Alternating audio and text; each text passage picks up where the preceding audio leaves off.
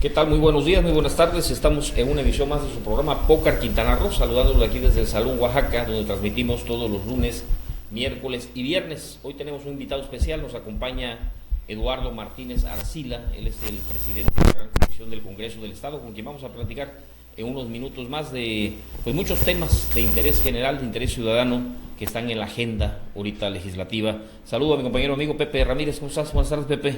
¿Qué tal? Buenas tardes, Jorge Cliserio. Cliserio Cedillo. En unos minutos nos va a acompañar Martín, anda hoy con un contratiempo. Y bueno, tenemos hoy a nuestro invitado especial, Eduardo Martínez Arcila. Eres presidente de 2 comisiones, ¿verdad? De puntos legislativos también, ¿no? Sí. Por la vía plurinominal, fracción del PAN. Pues hay muchas reformas, ¿no? que traen ahí el tema que acaba de suceder del fuero, la reforma constitucional, el tema del fiscal anticorrupción. Trabajando fuertemente, veo que tienes más de 30 iniciativas. ¿Sí? Bueno, pues antes que nada, gracias por la invitación. No, gracias por venir, Eduardo. Pepe Cliserio, tu ciberauditorio, ¿no? Así es. Que nos ve, que nos escucha, que nos sigue en esas redes sociales. Pues encantado de estar aquí. Sí, efectivamente hay pues mucho trabajo, ha habido mucho trabajo, hay mucho trabajo y viene todavía más trabajo, que es lo que yo creo que espera la ciudadanía, que los que somos electos, los que llegamos al cargo, al servicio público, pues hagamos eso, precisamente trabajar como lo hacen todos ellos día a día, sobre todo en Quintana Roo, que hay una alta actividad, y todos los quintaneros quieren trabajar. Nosotros, de igual manera, tenemos que trabajar pues prácticamente todos los días. Vamos a tener aquí un cambio de micrófonos. ¿Sí se escucha? Sí, se escucha mejor. Entonces, pues hay mucho trabajo y en eso estamos, y compartir con ustedes en esta mesa los detalles de ese trabajo que venimos realizando, y pues abierto a sus inquietudes, a sus observaciones, a las de sobre todo los que nos ven, nos siguen, que es parte fundamental el estar de la mano con los ciudadanos trabajando. Y fíjate que es muy importante todo ese trabajo, Eduardo, que está haciendo el Congreso, porque hay temas que han dañado de siempre la ciudadanía, y hay temas que está celebrando la ciudadanía. Uno de los más importantes que en fecha reciente se dio fue la eliminación del fuero constitucional, que comentábamos hace unos días, ¿no? Es un privilegio que de siempre se les concedía a los funcionarios en funciones, hicieran bien o mal su trabajo, y por lo general mal, pues salían beneficiados, salían huyendo y gozaban de total impunidad. Se traducía en impunidad ese mentado fuero, y bueno, el Congreso trabajó en esa propuesta y se eliminó hace algunos días. ¿Cuál es en términos generales el beneficio para Quintana Roo, los quintanarroenses, la eliminación del fuero a los servidores públicos? Mira, si esto va a beneficiar a la ciudadanía, es de manera directa. ¿Y cómo el ciudadano puede entender que le está beneficiando? Bueno, primero, que va a tener ahora servidores públicos que desde luego van a cuidar más su actuar, porque saben que no va a haber ningún fuero, así tal cual la expresión, no va a haber nada que los salve de no enfrentar un juicio penal, ¿no? Que hoy el ciudadano y el servidor público son exactamente iguales ante la ley, cosa que no era así.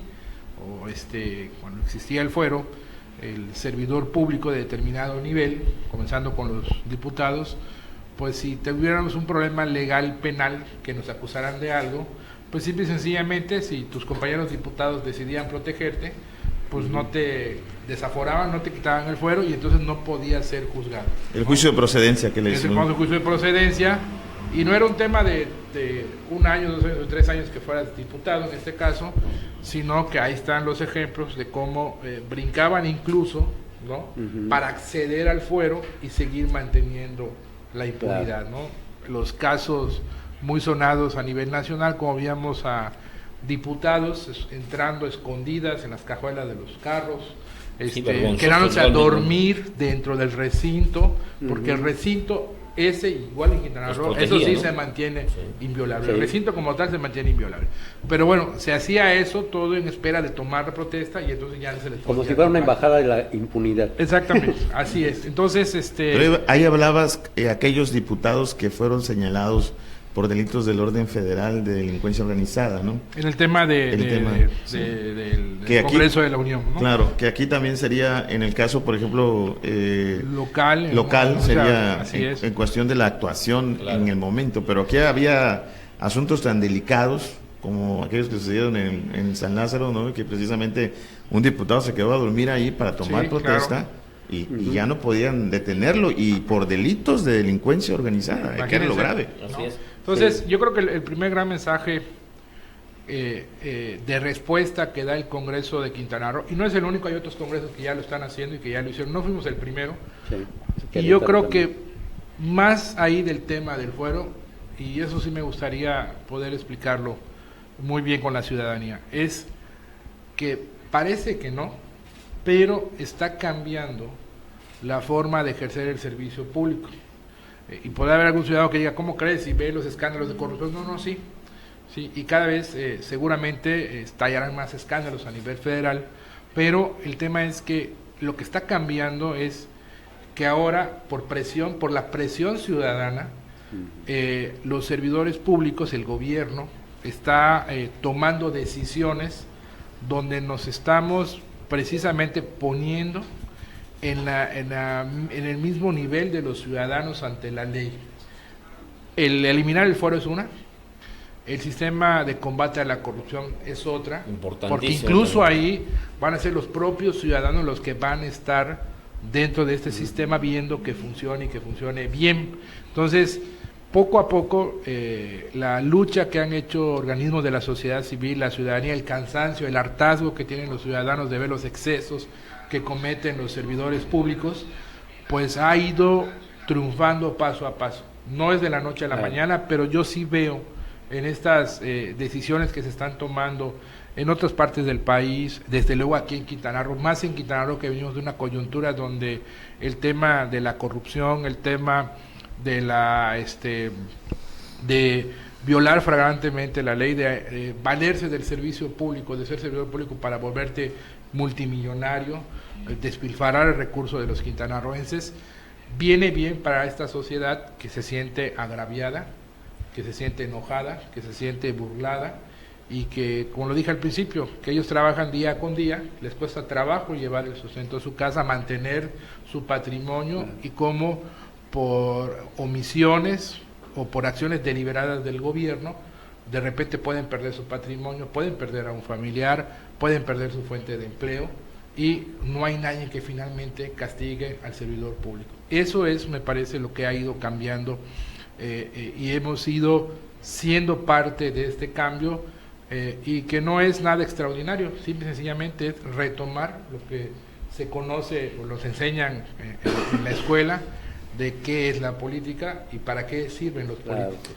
La revocación de mandato, ¿están trabajando también en ello? Sí, hay iniciativas, en esta parte que estamos ya en la reforma electoral, hay iniciativas que ya tienen que ver con la revocación del mandato, hay iniciativas de una nueva ley de participación ciudadana que establece, abre precisamente la participación ciudadana, en el caso, por ejemplo, del Congreso, para que sean parte de la toma de decisiones ya de manera legal. Ahorita están siendo parte porque hay voluntad en esta legislatura de abrirnos totalmente a la ciudadanía, pero también lo tenemos que reflejar en la ley, porque mañana no sabemos quién llegue, no sabemos si los que lleguen mañana tengan la misma visión que tiene esta legislatura. Entonces tenemos que garantizar ya en ley esta participación ciudadana, el analizar si un funcionario está haciendo bien o no las cosas, un servidor público, y varios temas que son los que hoy en día están pues abiertos a debate en el Congreso. Ahí comentaban de los informes trimestrales, ¿no?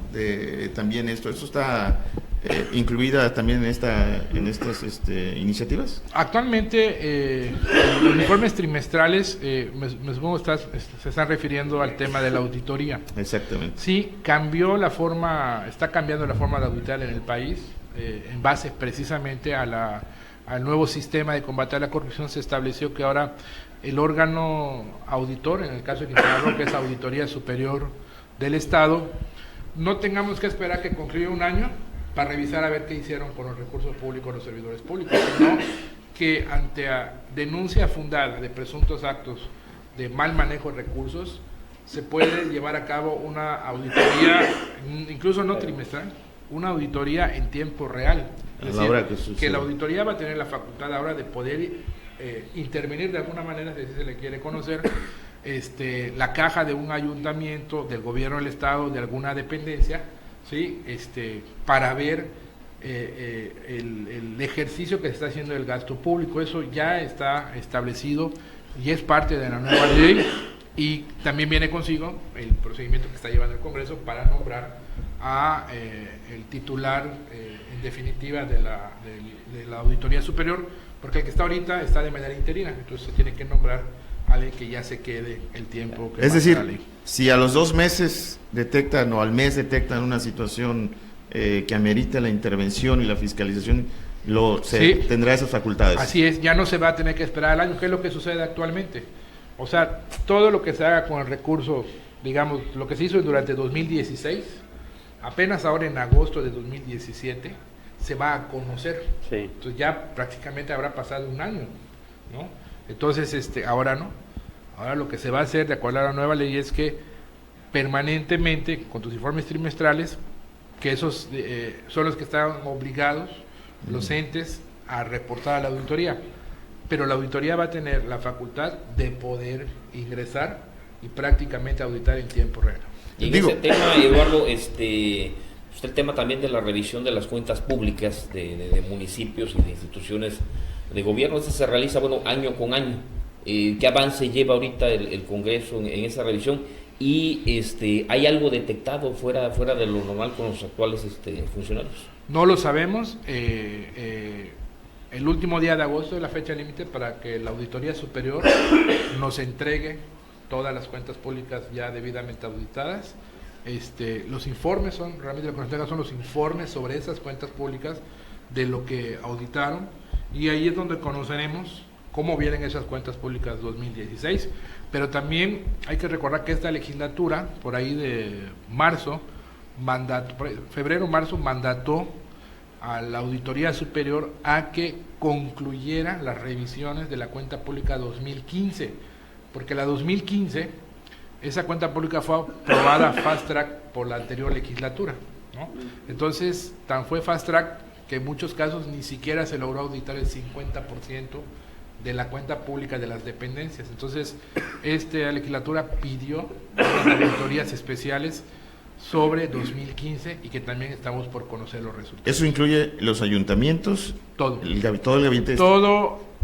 Toda dependencia o ayuntamiento, órgano de gobierno, que su auditoría inicial, la que fue reportada de 2015, haya sido menor al 70%. Menor al 70%. Hubieron unas que no llegaron ni al 30%. Por ejemplo, la cuenta pública de 2015 del gobierno del estado, del gobierno que presidió Borge, se auditó solo en un 50%, por ejemplo. Ese resto se va a volver a auditar. Se está auditando, es que no se ha auditado, se está auditando. Oye, en el caso del Ayuntamiento de Benito Juárez, se inició una auditoría, pero presentan un recurso. Sí. ¿Cómo va ese tema, este recurso? Sí, mira, otra cosa que nosotros somos muy respetuosos en este aspecto es que cada acto que emita el Congreso, pues es susceptible que alguien se sienta agraviado y haga uso de sus recursos. Y haga uso de sus recursos. En este caso, el Ayuntamiento de Benito Juárez lo hizo, y nosotros mandatamos una auditoría especial, causística, sobre los ingresos por concepto de impuesto predial de 2014 y 2015. O sea, un segmento nada más. Un segmento nada más no a toda las finanzas municipales, solamente fuimos sobre una revisión del impuesto predial, porque habían denuncias fundadas, habían denuncias que señalaban que posiblemente se dio un mal manejo en el ingreso del impuesto predial. Entonces, eso lo está haciendo la auditoría. No sé si ya la concluyó, porque eso en su momento lo informará, pero la suspensión, a raíz de lo que hizo Benito Juárez, precisamente la Suprema Corte nos dijo, continúen con la auditoría, mas no pueden informar de los resultados hasta que no se concluya de fondo la impugnación que presentó Benito Juárez. Denos A ver, un nada más minuto, que- de favor, vamos rapidito, un corte que nos manda producción y ahorita regresamos. Para que pueda tosar.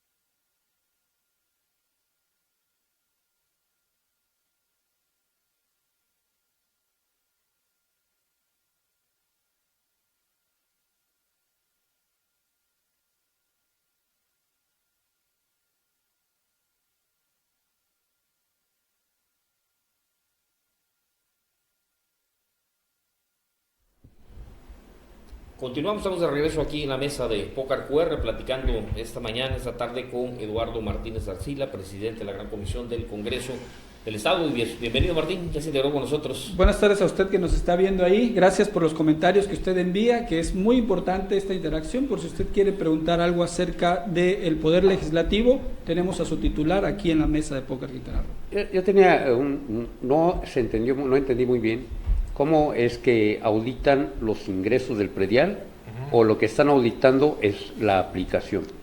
No, estamos auditando los ingresos. Es decir, ¿Cómo es eso?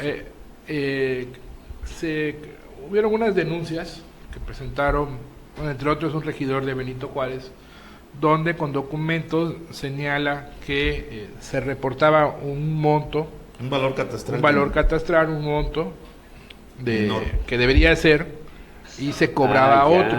Sí. Eso es lo que establecía esta denuncia de parte de este regidor de Benito Juárez, y en base a eso el Congreso determina pedir una auditoría en particular a eso, es decir, ver que el cobro haya sido de acuerdo al valor que estaba establecido, ¿no? En su momento, el que era titular de esa área, él manifestó, según entiendo, que hubo un problema de la impresión de recibos, pero pues, estamos hablando de montos fuertes, no de un recibo o dos. Entonces se determinó hacer la auditoría. Yo no puedo presuponer nada hasta que la auditoría no informe realmente si todo fue un error de impresión, ¿no? O si hay algo más. Aunque eso se presta a que pudiera haber ciertas componendas.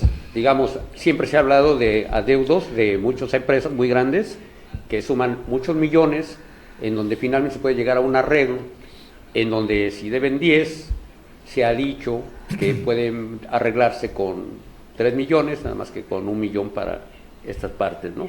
Entonces se infringe ahí la ley y no se respeta lo que Mira, ese es un tema. Yo soy ciudadano de Cancún. Claro, ya al final se verá. He la pagado realidad. mis prediales, trato de hacerlo año con año, a veces sí me retraso, pero ese es un tema que creo que muchos ciudadanos estarán de acuerdo. De repente vas a hacer el pago, y hablo en general de las administraciones que han pasado, y no llevas el anterior, y a veces te dicen, oye, debes 2 años, oye, no, pero yo sí pagué, no, pues muéstrame tu recibo, ¿no? Porque yo no lo tengo registrado. Y sucedían dos cosas: una, que aunque tú lo llevaras, si no estaba registrado, si a ellos no les aparecía, Sí. o sea, te obligaban a, pues ya sería un trámite, sentarte, aclarar y todo eso. O la otra es de que si tú no guardaste el recibo del año pasado, aunque estés consciente que lo pagaste, pues en su sistema no aparecía. Y entonces, digamos que te volvían a cobrar. Entonces, eso yo te puedo asegurar que le ha pasado a muchos, y es lo que se está investigando.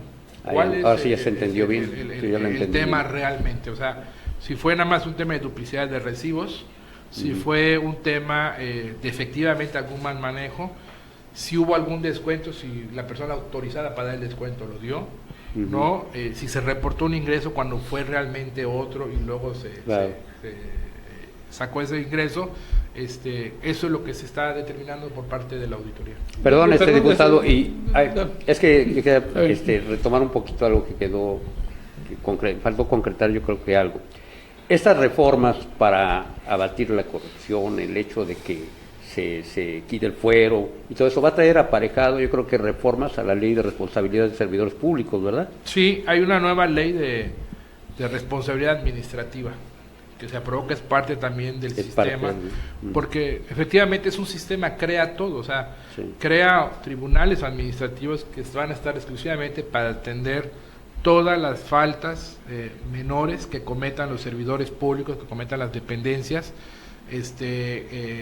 Se crea un fiscal anticorrupción que va a ser encargado de investigar, perseguir aquellos actos de corrupción, ¿sí?, que cometan los servidores públicos. Se crea también un comité ciudadano, que eso es muy importante. El comité ciudadano, pues son esos ciudadanos que van a estar vigilando que todo este sistema esté funcionando bien, que estén haciendo bien las cosas. Y también se generan órganos de control interno. Los órganos de control interno, que algunos los conocen como las contralorías, en los órganos autónomos, por ejemplo, estos órganos de control interno, sus titulares van a tener facultades incluso de abrir carpetas de investigación. Ya no va a ser normalmente el contralor era alguien que se dedicaba a, digámoslo así, a hacer bien lo que el servidor público hacía mal. Sí. Oye, hiciste mal esto, yo te lo corrijo, y mira, aquí, ponle aquí. O sea, la maquillada que le decía. La maquillada, que a lo mejor no está mal si tú lo ves como un tema preventivo o correctivo, pero hoy en día ya no serán eso. Ahora van a ser, ¿sí?, como fiscales al interior de estos órganos autónomos, y todavía más delicado es de que ellos, si no hacen bien su trabajo, ellos se convierten en responsables por no hacer los abarca los presidentes municipales, porque ahorita dependen los contralores de los presidentes municipales.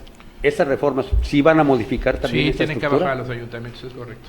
Diputado, yo para integrarme a la mesa aquí de Pócar, hay un tema que está pues muy polémico precisamente con los cozumeleños, el juicio político que se le sigue al expresidente municipal, y que obviamente pues ahorita lo tomaron así como burla, digo, no así lo tomaron ellos, que se le nombrara delegado precisamente de la SEDATU.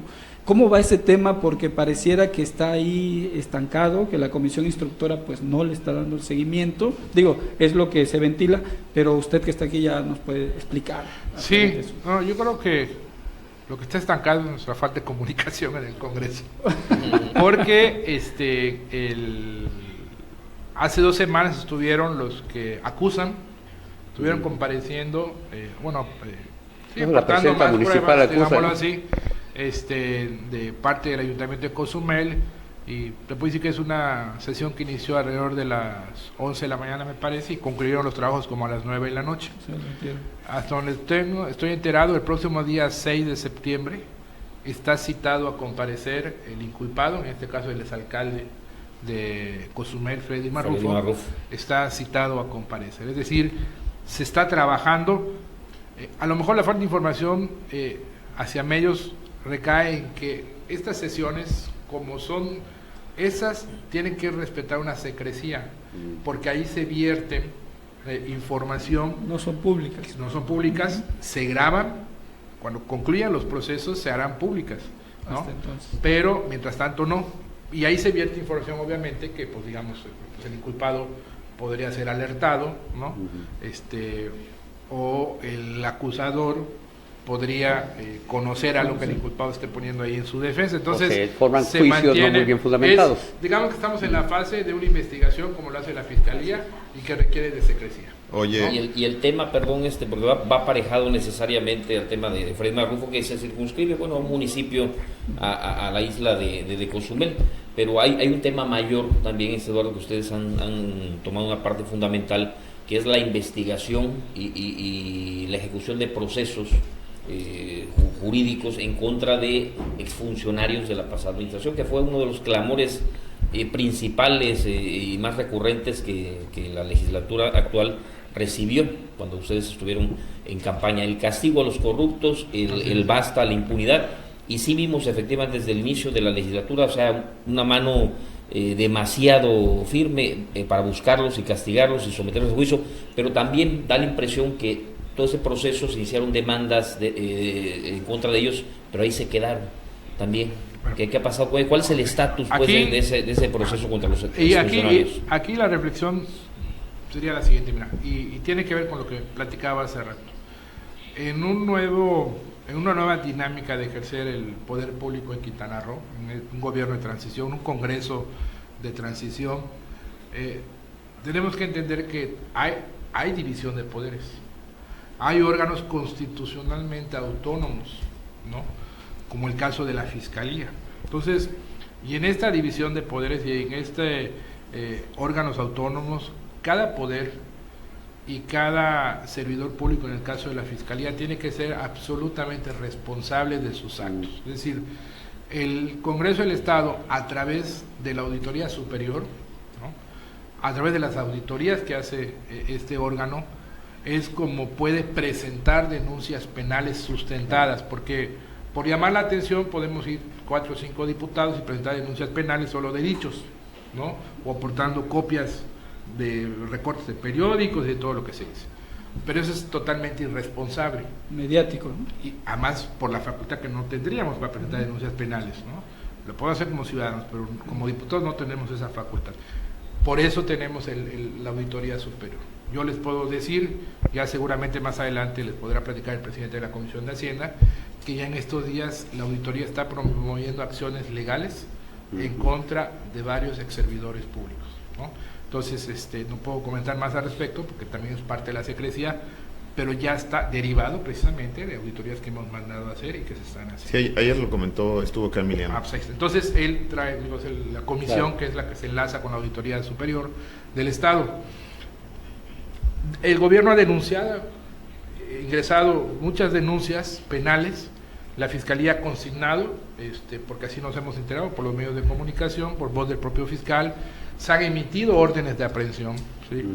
¿En qué fase está? Pues entiendo, pues en la fase de detener, ¿no? En la ejecución. Y hay algunos detenidos que están empezando su proceso detenidos, comenzando con Roberto Borges, el gobernador, el otro que detuvieron aquí en Cancún y que está en Chetumal, en prisión, Mauricio, que está siendo sujeto a un proceso.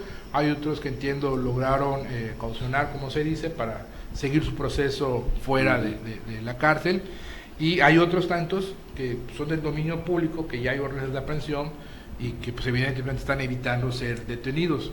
Pero yo creo que sí está funcionando la justicia desde ese punto de vista. Entiendo a los ciudadanos que quisiéramos ver ya todos en el paredón, como se dice, pero finalmente también tienen derechos y tienen acciones jurídicas para evitar en algún momento ser detenidos o evitar estar en cárcel, ¿no? Yo creo que al final del día la justicia va a ser los que cometieron irregularidades, llámese delitos, cuya pena merezca la prisión, pues que tengan la prisión. Pero también el ciudadano quiere, como se dice coloquialmente, que regresen lo que se llevaron. Principalmente. Yo pongo el ejemplo muy simplista, si lo quieren ver, pero que es una realidad. Si alguien se lleva, no sé, 10 millones de pesos de manera ilícita del gobierno, ¿no?, y su juicio le va a costar 3 millones de pesos y va a estar 1 año en prisión, pues que le invierta 4 millones, pero cuando salga va a tener 6 millones. Tiene 6 millones. ¿Y qué le regresó al Estado? Ese es el tema, me parece. Que repare el daño patrimonial. Porque, ¿no?, hay gente que se quedó sin recibir servicios públicos, sí, gente que se quedó sin medicamento en hospitales, gente que se quedó sin que le petrolizaran la calle, ¿no? Gente que se les inunda porque no hubo para hacer los pozos de absorción, gente que está sufriendo incluso delincuencia porque la seguridad. No hubo cuerpos de seguridad debidamente capacitados. Claro. El tema de la justicia penal, no se capacitó bien la fiscalía, no se capacitaron los cuerpos de seguridad, y hoy tenemos a gente que comete delitos y que entra por un lado, como se dice, y sale como la puerta giratoria, ¿no? Entra y vuelve a salir y vuelve a salir a delinquir, y todo eso porque en su momento la autoridad no ejerció como debe haber sido el recurso público. Entonces, ¿qué pasa con ello?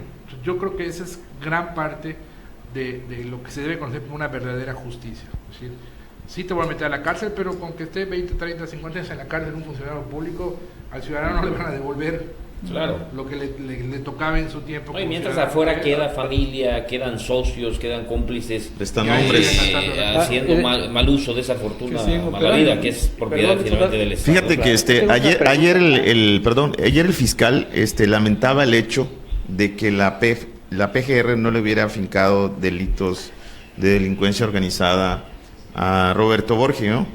Entendemos, ayer comentábamos que la defensa de Roberto Borge está haciendo estrategias que nosotros le llamamos tácticas dilatorias, ¿no? Presenta un recurso en Panamá de habeas corpus que equivale a un amparo sobre estar en litigio el tema de si fue legal o no fue legal la detención. Por supuesto que fue legal porque había una orden de aprehensión.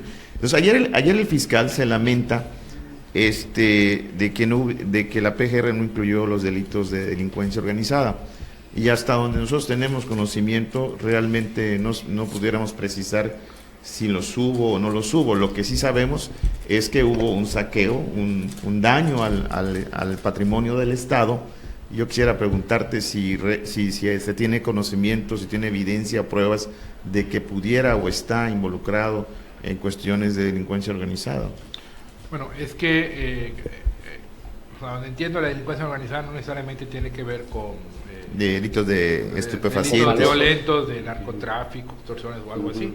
La delincuencia organizada es cuando más de dos, entiendo, se ponen de acuerdo y empiezan a cometer actos diversos, sistemáticamente, delitos, sistemática. Yo siempre digo que está mal llamado delincuencia organizada, porque está dando un nivel casi organigrama de y todo, calidad, ¿no? Pero eso es finalmente, por eso cuando tú ves que te empantallan, este es el jefe de este cártel o algo, te presenta todo un organigrama, porque bueno, de esa misma manera se puede hacer un organigrama con ex servidores públicos que cuando eran servidores actuaban de esa manera, se confabulaban, ¿no? Entonces el de arriba le decía, le finanzas, manda este dinero aquí, y tú haz como que licitas pero no licitas, ¿sí? Y desvía el dinero para ahí, para que luego venga esta persona con ese dinero y te compre el terreno, ¿sí? A precio de ganga. Entonces es un dinero que finalmente giró, obtuvieron un bien que, digamos, en este caso mucho no hay que nada, es un predio, ¿sí? Pero digamos que desviaste, no sé, un lavado de millones y compraste el terreno en 10 millones. Como un lavado de dinero, ¿no? Más o menos, ¿no? Eso es, un lavado de dinero. Entonces, hasta nosotros entendemos, lo que se está tipificando es eso. Entonces tienes que acreditar diversas conductas para que una vez que las acredites, estas ya unidas o juntas, se tipifique en la delincuencia organizada. Yo tengo confianza de que finalmente el gobernador va a rendirle cuentas a la justicia mexicana, en suelo mexicano, y que pues no saldrá pronto. Eso es lo que nosotros porque pienso que va a enfrentar primero las acusaciones federales del orden federal y después vendrá con las estatales, que son las acusaciones que están. A mí me parece que el fiscal es un hombre muy prudente en ese aspecto. O sea, como que yo percibo a veces por sus declaraciones que prefiere dibujar el escenario menos alentador para que finalmente se dé el escenario bueno. Pero hay un riesgo también que se pase de prudente, ¿no? Pues no lo sabemos. Yo hasta el día de hoy me parece que porque la justicia debe ser pronta y expedita, sí lo marca la Constitución, ¿no?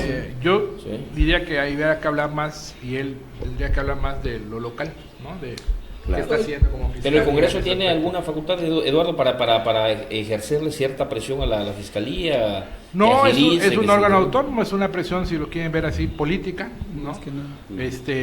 Se le puede, desde luego, invitar a comparecer también, pero va a ser poco lo que nos puede aportar porque está el tema de la secrecía y también lo entendemos. Así es. Okay. Estamos platicando con el presidente de la Gran Comisión, Eduardo Martínez Arcila, esta tarde, y yo te quiero hacer una pregunta, Eduardo.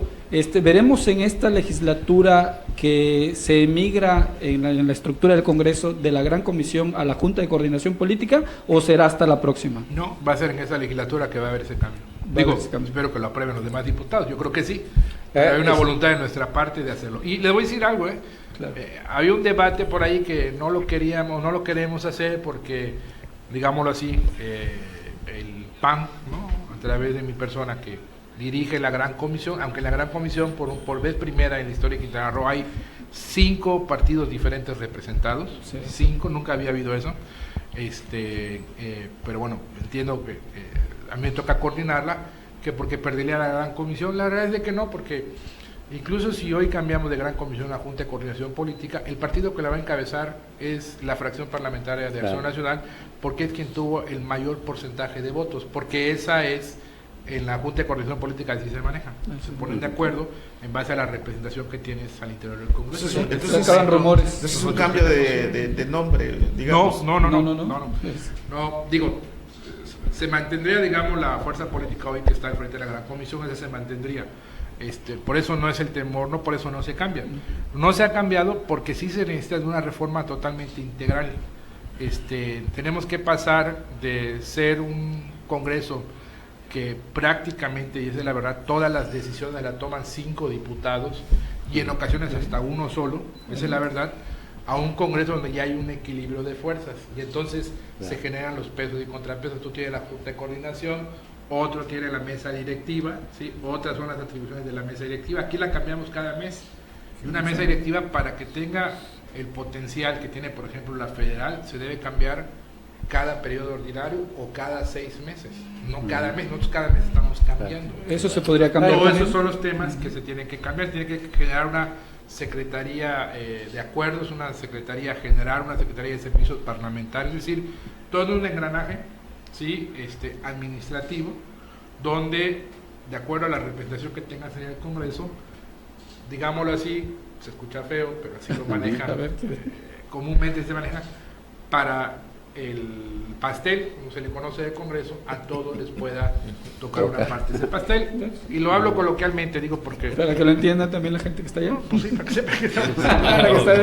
Hay una cuestión bien importante, no sé si sea una laguna ahí en la ley, pero ¿qué van a hacer? ¿Hasta qué punto puede intervenir el Congreso para que no vuelva a suceder lo que pasó en la Procuraduría General del Estado, en donde se encuentran de repente que hay más de 200,000 expedientes abandonados? ¿Quién va a supervisar que no vuelva a suceder lo mismo o quién los va el titular del órgano de control interno que el Congreso vaya a nombrar? Ese titular, pongamos de ejemplo, si en los anteriores 3-4 años hubiera habido esta figura, él sería el primero que estaría pagando las consecuencias de haber permitido que se generara ese rezago, porque esa va a ser parte de su función, estar vigilando que las cosas se hagan correctamente. Y si estás viendo que no se están atendiendo denuncias, que no se le está dando, entonces ese titular del órgano puede armar una carpeta de investigación sobre aquel Ministerio Público que recibió una denuncia hace 6 meses y que la tiene ahí estancada. Porque si él no le finca una responsabilidad a ese ministerio, a él le van a cargar mañana la responsabilidad. Qué bueno, porque sí, eso es la gran ventaja de lo que acabamos de aprobar. Que es lo que les decía, porque anteriormente pues se tapaban, esa es la realidad, pues el contralor interno se la debía al titular de esa dependencia, entonces como lo de la Casa Blanca, oye mi hijo, investígame a mí, ¿no? Pero pues me buscas algo, no hay domingo. Ya se había hecho famosa mi palabra de la tapadera de estos, tapaderas de todo. Eso es lo que está cambiando. Otra cosa, diputado presidente, en el caso de la reforma electoral, ya hablamos de que va a haber reelección de presidentes municipales y todo, pero falta reglamentarlo. ¿Cuándo termina la reglamentación para que ya saber cómo va a quedar bien todo esto? Están muy nerviosos los alcaldes. Sí, andan desesperados, déjame decir. Por saber que ya todos están haciendo campaña. Bueno, ellos ahorita, luego los diputados quieren saber sus tiempos, quieren saber sus tiempos, ¿no? Hay una primera determinación, ya lo saben, que es adelantar el inicio del proceso. Quintana Roo es el único estado que de acuerdo a la ley hoy en día arrancaría su proceso hasta febrero del próximo 15. año. Hasta febrero. Sí. Todos los estados arrancan entre septiembre y diciembre. 14 estados lo hacen ahora en septiembre. 14. Y el resto lo van haciendo paulatinamente entre octubre, noviembre y diciembre. Entonces, ¿cuál es el problema que estamos enfrentando ahora? Que como es homologado con la federal, vienen, por ejemplo, las precampañas federales. Entonces, imagínense ustedes que las precampañas se inician en noviembre y concluyen en enero. Imagínense que en enero, que concluyen las federales, Quintana Roo no haya iniciado ni siquiera su proceso electoral. Sí. Porque nuestras precampañas serían hasta febrero. ¿no? Así es. Entonces, eso se presta a que se haga un fraude a la ley, es decir, que algún político muy avesado diga, pues voy a hacer precampaña para ser diputado federal, Que sobran, ¿eh? a que no me Sobran. elijan, no importa, ya hice 60 días precampaña y luego me meto a una precampaña para presidente municipal, otros 30 días, ya llevo 90, Sí. va la campaña, entonces, Otros 30. entonces, obviamente eso es un fraude a la ley. Que si no corregimos esto, se puede dar. Pero la otra también es que por el efecto de gastos de campaña, por ejemplo, todo lo que gastó esta persona en su precampaña federal, ¿Quién se lo y luego va a hacer otro gasto para su precampaña local, fiscaliza? ¿quién se lo fiscaliza? Porque pues, uno diría, bueno, un tema es federal y otra cosa es local. Sí. Entonces el INE también determinó de homologar los tiempos. Entonces nosotros lo tenemos que hacer porque si no el INE no lo va a exigir, ¿no? O sea, va a intervenir el proceso local y tampoco es bueno. Si bien es cierto, nosotros cuando estábamos como dirigentes de partido siempre decíamos que, oye, que entre el INE, la realidad es que esto es un proceso federal, ¿no? Y me parece que tenemos las condiciones para llevar un buen proceso local de acuerdo, ¿no?, a una ley que respete los tiempos también federales y que pues lo saquemos ya de cómo está actualmente, que es hasta febrero. Si van a pedir una licencia a los alcaldes, mira, la Suprema Corte ha empezado a resolver varias acciones de inconstitucionalidad sobre ese tema. Hay un primer criterio que lo determinó con los diputados. Los diputados, por ejemplo, dice, no es necesario que se separe del cargo si busca ser reelecto como diputado, porque el diputado finalmente no maneja recursos públicos, él recibe su dieta, pero él no firma cheques para disponer de recursos O para obras, públicos, o realiza o para obras. obras o algo así. Se dice que en los cabildos ese puede hacer la salida, es decir, que los regidores que buscan reelegirse no estén obligados a separarse del cargo, que el presidente municipal tal vez sí, porque él maneja recursos, pero reitero, digamos es un debate previo de lo que se va comentando. Sí, que viene el tiempo ya muy rápido. Lo que necesitamos es conocer ya todas las iniciativas y entrar ya al análisis sobre lo que se esté disponiendo en las iniciativas y sobre lo que esté resolviendo la Suprema Corte y el Tribunal Federal Electoral. Hay un gran Eso es lo que está deteniendo. Ellos son los que mañana o pasado tienen la autoridad y Sí. la facultad para revisar si lo que hicimos en la ley es correcto o no. Se cuestiona, Eduardo, por qué no se ha ciudadanizado el análisis de la reforma electoral, ¿no? Se dice que bueno, se reúnen los diputados, están entre ustedes viendo nada más, y a la gente nacional, que es la que participa, la que vota, la que finalmente ustedes recurren para obtener el voto en los procesos electorales, no se le ha tomado en cuenta. Ya están tomados en cuenta de manera permanente, como lo ha hecho la legislatura. La primer fase se tenía que construir con los partidos porque era un tema eminentemente técnico, de tiempos, y tiempos que tienen que ver también con nivel federal, con el INE. Ya brincamos esa parte, ahorita ya está abierto el debate y vamos a hacer, incluso se está abriendo 1 o 2 foros para que participe la sociedad civil organizada, y también otro gran tema es abrir lo más que se pueda la participación de las candidaturas independientes, ¿no?, en esta nueva ley electoral que estamos por construir, y la ciudadanía va a tener participación. ¿De qué nivel será su participación? Pues del nivel que ellos quieran. Si nada más quieren emitir una opinión, ¿no?, si quieren presentar una propuesta, si quieren fundamentar el por qué no debemos tomar tal decisión, eso ya va a depender de cada ciudadano o de cada organismo de la sociedad civil que puedan participar. Pero de que está abierta su participación, está garantizada. Sí tienen tiempo para hacer Sí. todo eso. Yo veo que tienen una agenda saturadísima. Está muy saturada por los demás nombramientos que vienen, pero bueno, eso es lo que nos tocó. Esa es la coyuntura en la que llegamos a este Congreso, la entendemos, la aceptamos, no podemos renegar de ella, para eso llegamos finalmente y tenemos que cumplir con ella. Oiga, y con todo esto, ya más para terminar mi participación, y con todo esto, finalmente como que fueron empujando un tema que en su momento que surgió se polemizó mucho, la desaparición de la comisión permanente. Eso es la gran comisión. Es la comisión. Es eso. Acabamos de platicar sobre eso. Digo, yo quiero aquí que no salga de esta mesa lo que te voy a preguntar, porque debe ser algo interesante.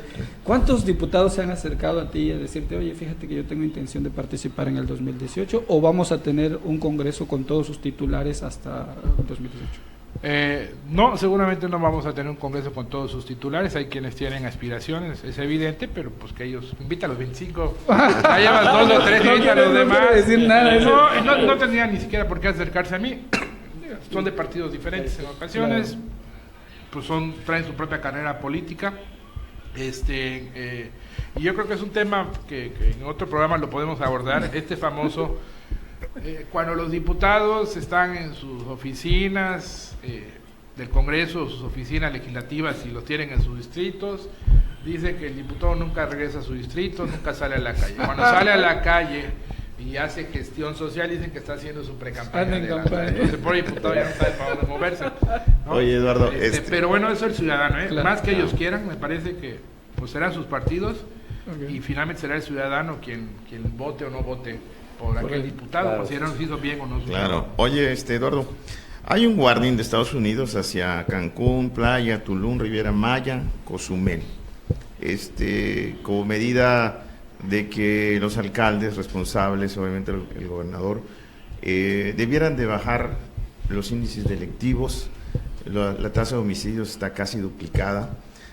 Este guardián, que es una alerta, que es de preocuparse, debería de encaminarse todas las acciones de estos alcaldes a bajar esta tasa de homicidios, delitos de alto impacto, en la parte que les corresponde. Sin embargo, entre antier y, al menos en el caso de Cancún y de Cozumel, pareciera ser que no hay ni la más mínima intención, porque entre ayer y hoy tenemos 13 ejecuciones. Entonces, ¿cómo ves o qué sugieres o qué es lo que van a hacer como Congreso? Porque al final, nos afecta a todo el Estado, a los municipios. ¿Qué pudiera hacer en este caso el Congreso a través de, no sé, alguna iniciativa, diálogo político, alguna situación de gestión inclusive que pudieras hacer para levantar este guardia, ¿no? Mira, yo voy a ser muy sincero y asumo como titular de un poder en el Estado, de poder legislativo, pero a mí me parece que de repente nos ponemos muy nerviosos cuando viene una alerta como esta, o viene un famoso warning. Nos ponemos, creo que incluso a veces más nerviosos que los propios turistas, que son los que van a venir y que siguen viniendo. Siguen viniendo, claro. Sí, A ver, me hacían en una entrevista les decía, los hechos súper lamentables que ocurrieron en Barcelona, la mayoría de los que perdieron la vida eran turistas. La mayoría de los que perdieron la vida eran turistas. Sí. Y Barcelona y España es el número 1 en turismo a nivel internacional, de los primeros 2-3 lugares a nivel internacional. Y los que perdieron la vida fueron turistas. Hoy aquí en el Estado, a muchos no les gusta que lo comente, pero es la realidad. No ha habido un turista lesionado o afectado por un tema de inseguridad que hoy también estamos viendo, que no podemos saber a ciencia cierta si efectivamente se duplicó o se triplicó, simple y sencillamente porque la estadística anterior no existía o estaba escondida. O sea, de todo este rezago, a ver cuántos eran homicidios. No lo sabemos, porque simple y sencillamente no se decía, se escondía. A mí me parece, y en el Congreso hacemos dos cosas. Primero es, estamos participando en la mesa de paz y seguridad que estableció SOS, aquí que es Isla Mujeres y que es el caso de Cancún, con un trabajo más a fondo.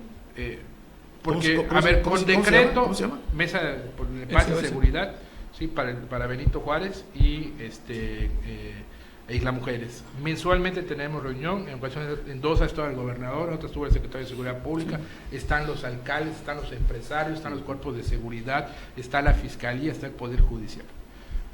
A ver, el tema de la seguridad o de la inseguridad, a ver, no se va a componer por un decreto. O sea, el legislativo no va a emitir mañana un decreto y se acabó la inseguridad. No, lo que el legislativo sí está haciendo es precisamente trabajar en esta parte que nunca se trabajó hace años, que es en el tema de la prevención. En la última estadística que nos presentaron la semana pasada que tuvimos la reunión, el 70% de los delincuentes oscilan entre, si hablamos de mayoría de edad, entre los 18 y los 26 años. Sí. Muy jóvenes, ¿no? Sí, pero eso es un tema de prevención. Sí, no es... Ese es un tema de prevención, sí, porque reitero, de la noche a la mañana no se va a componer, pero además veamos el contexto también. O sea, México, o sea, no Cancún, no Playa del Carmen, no Quintana Roo, México, el país, está viviendo el año más violento de que se tenga registro. Claro. Más violento, más que cuando se criticó mucho el tema de la guerra contra el narco de Calderón. Más violento, ha habido más muertes, ¿sí? Que en toda la historia, muertes por hechos delictivos, que en la historia reciente del país. O sea, estamos también en un contexto nacional, ¿no? A mí me parece que aquí no queda de otra redoblar el esfuerzo, pues los que traen la dirección de turismo, la secretaria, la OBC, son las que pueden poner sobre la mesa si este tipo de warning está afectando o no está afectando. No quiere decir que si no está afectando no hagamos nada, no. Lo que quiero decir es que no nos pongamos más nerviosos que los propios turistas a los que vienen, porque lo primero que le tenemos que demostrar al turista es que aquí es bien tratado, es cuidado y que no le pasa nada. Pero si nosotros nos ponemos nerviosos, pues entonces el turista puede empezar a dudar si viene o no viene al estado. No, y ese tipo de advertencias hay que leerlas con lupa también, porque incluyen otro tipo de cosas, ¿no? Y finalmente, sí, ya analizándolo, fue una cuestión de observación preventiva, pero bueno, también hay que reconocer que vivimos en una sociedad que luego no busca quién la hizo, sino quién la pague. Y ahí inclusive hubo llamados, ¿no? ¿Por qué? Dice, los diputados son representantes ciudadanos, ¿por qué no elevaron la voz? ¿Por qué no salieron en defensa del turismo quintanarroense, los presidentes municipales? Pero yo me pregunto, ¿realmente hubiera servido de algo que el Congreso emitiera una postura al gobierno de Estados Unidos? Yo creo que tendría que hacer una acción conjunta del Estado. Me parece que de hacerse así también se estaría enviando, a mi juicio, una señal equivocada de ver que nos interesa tanto, ¿no?, el tema de la alerta. Por eso digo, pongamos sobre la mesa los números turísticos de visitantes y veamos si esta alerta, que entiendo dura, no sé, 3 meses o 6 meses, tiene alguna repercusión. Yo te puedo asegurar que en la temporada nuevamente fuerte que viene, que es la de fin de año, te puedo casi garantizar, y te lo van a decir los hoteleros y los mayoristas, que ya está vendido. Yo quiero terminar mi participación, yo quiero terminar porque el tiempo avanza. Eduardo, están a punto, en unos días cumplen 1 año de haber llegado como diputados de esta legislatura. ¿Qué destacarías tú de este año de trabajo? Yo creo que, es mucho, yo sé, pero... No, pues sí, pero por concepto, digámoslo así, no por acciones en lo particular. Primero es, o sea, que sí hemos estado decididos a abrirnos totalmente, o sea, en una transparencia total, una apertura total, el que dejamos de ser una caja oscura, gris, que nadie veía, que no sabía qué pasaba, y aquí como ahorita, una totalmente caja de cristal, todo transparente. Claro. Puede gustar, no puede gustar, te pueden criticar o no, te puedes equivocar en las decisiones también, pero es transparente y saben qué se está debatiendo al interior, qué se está diciendo. Me parece que el Congreso ha superado totalmente ya el proceso electoral del año pasado. Estamos trabajando en una buena coordinación con todos los grupos parlamentarios. Se están aprobando cosas por unanimidad, y no porque por la terquedad de que todos estén de acuerdo, sino porque lo que está demostrando es que se están promoviendo cosas que valen la pena para el Estado, que en ningún momento se está dañando, ¿sí?, desde el Congreso al Estado, y eso obviamente hace que todas las fracciones parlamentarias puedan apoyar. ¿Y qué otro? Pues haber sido también, o ser el Congreso que tuvo que combatir este famoso paquete de impunidad, pero al mismo tiempo ser el Congreso que está estableciendo las bases del nuevo sistema de combate a la corrupción, ¿sí? Que tiene que ser lo que nos rija de ahora en adelante a todos los servidores públicos en esta lucha que tenemos los servidores públicos, porque nuevamente también nos toca a nosotros, a los que vienen más adelante, ojalá podamos ser valorados en base a nuestras acciones de fondo que hacemos como servidores públicos y no en medio de un ruido mediático que a veces pues solo busca el desprestigio por sí mismo, por sí sola de la clase política y divide al ciudadano de sus gobernados. Y bueno, ya por mi parte también finalmente el tiempo se nos agota, Eduardo, agradeciéndote nuevamente que nos hayas acompañado. Tenemos verdaderamente un Congreso cohesionado, ya se limaron las asperezas, las diferencias con los grupos parlamentarios hoy de oposición que anteriormente dominaron el Congreso, o siguen habiendo esas... No, hay una muy buena relación, lo debo decir. Tenemos diferencias en algunos temas, natural, pero creo que hay una buena relación. Al principio nos bromeamos mucho y nos decía, por ejemplo, el PRI, ¿no? Nos decía, es que ustedes no saben ser gobierno, ¿sí? Y nosotros no sabemos ser oposición. No, y se quejaba el PRI de que se quedaron con todo y no les dieron participación ni comisiones, no hicieron nada. Les tocó en su tiempo. Cuando les tocó a ellos, Claro, pues, tampoco fueron muy generosos, ¿no? Yo siempre les dije, miren, es la manera que van a aprender. Vean la ausencia del poder, van a saber. ¿Ya aprendió el PRI a hacer oposición? Está en esa ruta. Todavía están en camino. Sí, les falta. ¿No? Oye, sigan colaborando en el Congreso. Eduardo, el tema de ya por último, el tema de la cuestión de movilidad. Bueno, esta es una mesa de póker, pero parece de cantina, ¿eh? Esta de la última y nos vamos, ya como 5 veces. Ya por último. La última y nos vamos, ¿no? El tema de movilidad, la ley de transporte, de las plataformas digitales, en caso de todas las que están habiendo, de la renta, transporte, en caso de Uber, va a haber siempre estas reformas, van a ser reguladas, van a ser incluidas. ¿Hacia dónde va este tema? Bueno, ojalá no se enteren los taxistas de lo que va. No, queda en la mesa. No va a salir en esta mesa. No, yo creo que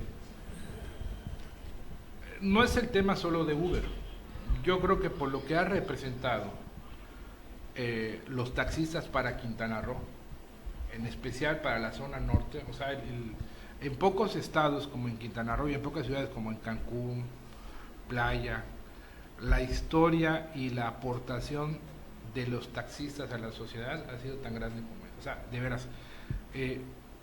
Y tan grande ha sido su aportación como también es una realidad. Enfrentan un duro problema de una saturación de placas de taxi y enfrentan también un duro problema que tiene que ver con actos de delincuencia. Esa es la realidad, ¿no? Entonces, yo creo y espero que podamos construir con los taxistas una nueva era, una nueva época donde ellos vuelvan a relucir como ese gran servicio que se presta a la ciudadanía, que realmente sea una fuente de ingresos basta para los choferes, martillos, o para los socios, porque hoy ni eso es. Una placa hoy te la rentan en 3,000 pesos al mes, o sea, ya no es como se dice en negocio. Te arriesgas todo el día a estar manejando y al final del día es muy poco lo que sacas. O sea, que vuelva a relucir el sindicato de taxistas como lo que fue en los 80s, en los 90s. Y eso tiene que haber, a mi juicio, con un gran acuerdo, que tiene que ver también con que el gobierno, los propios fondos de los taxistas sirvan para emprender una cruzada de ir modernizando su flotilla de vehículos, ir modernizando la capacitación de sus choferes, la calidad de vida que se le dé a esos choferes que trabajan todo el día detrás de un volante, sus prestaciones sociales. Prestaciones sociales, su seguridad, y yo creo que cuando esa parte la podamos acordar bien, yo creo que también entonces ellos mismos no se sentirán amenazados si entra otra empresa como es Uber o como cualquier otro tipo de servicio, que ya dijo la Suprema Corte que no propiamente es un servicio de taxis, pero también tenemos que atender esta parte del taxista, ¿no? Si no, evidentemente, pues es difícil decirle entra a competir con lo que no puedes, ¿no? O sea, sería un despropósito. Claro. ¿No? Entonces yo creo que primero lo que tenemos nosotros, lo que a todos nos ha servido, mi papá fue chofer y fue martillo, mi hermanita es socia de hace, de la primeras placas que se dieron aquí.